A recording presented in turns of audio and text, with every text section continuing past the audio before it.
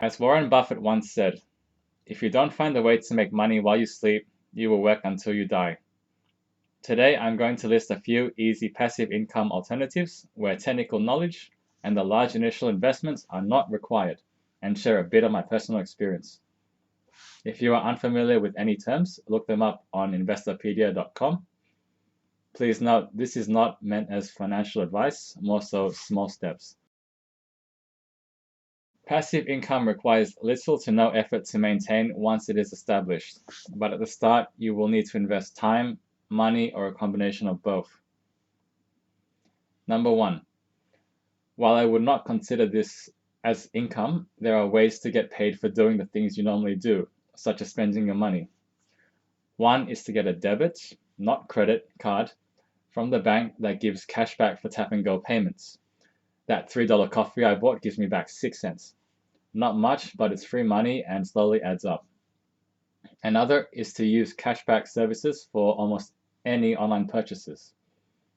In Australia, we have Cash Rewards and Shopback. Refer a link in the description. I've even gotten cash back when I was booking my holiday. Using these ones, I've gotten around $500 cash back since I started. Something to note is that cashback apps will track your purchases, and that is how they make money on their end, so privacy may be a concern. Number two, this is the easiest, most risk-free, and most boring: saving accounts. You earn interest payments every month, and that's pretty much it. You may need to meet certain criteria to get the advertised interest rate, such as minimum monthly deposits. Bank interest is good for stashing money away in the short term, but would like to be able to access it anytime without incurring any charges. However, interest rates are absolutely dismal at the moment, and as at 2020, you are not keeping up with inflation.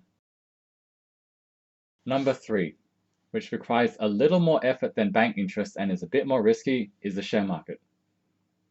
Australian shares generally pay out more dividends than other countries, at a rate at least double the savings account rates. And we have a dividend imputation system. If your country has such a system in place, you will not pay as much tax, as the company was already taxed on its profits.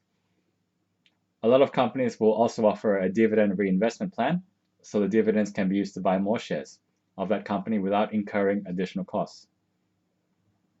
Shares are good for medium to long-term investing, think at least 5 years, and are relatively easy to buy and sell.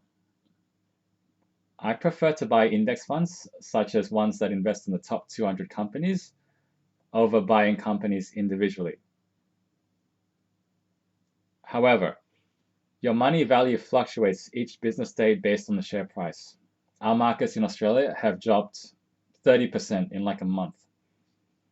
Also, some companies have stopped paying a dividend recently due to current market uncertainty.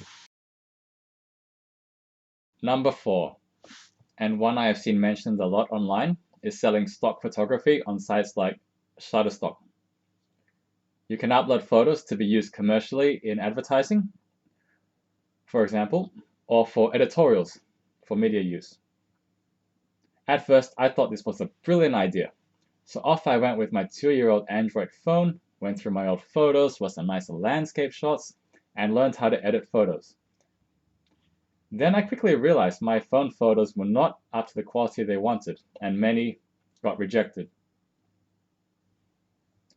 What I didn't realize is that competition in stock photography is fierce, and there are plenty of people with more advanced thousands of dollars DSLR cameras, tripod, and better editing software, taking much better photos. Commercial photos may require a model and/or property release if you take photos that contain people, or copyrighted intellectual property such as the Coca-Cola logo. Also, the going rate for each photo downloaded is 25 US cents, so don't expect too much profit potential. There are also many royalty-free stock photos and video websites, some of which I've used for this video. Number five, and one of the most exciting, creative, and intensive, is to utilize platforms such as YouTube to create and eventually monetize content. I made a video on passive income ideas because I love the thought of being able to make money while you sleep, are relaxing on the beach, or are stuck at home in self-isolation. Talk about something you are passionate in and you have hours of content, days even. Make a cooking tutorial, dance, musical instrument, gardening, video gaming, or even mukbang eating video. Yes, people get paid to eat on camera. Maintaining a YouTube channel is not as passive as one is led to believe, as you are most likely doing the planning, recording, video editing, and maintenance all by yourself, which I'm not gonna lie is a lot of work, but you learn so much in the process. I started uploading video game content many years ago purely as a hobby and learning experience.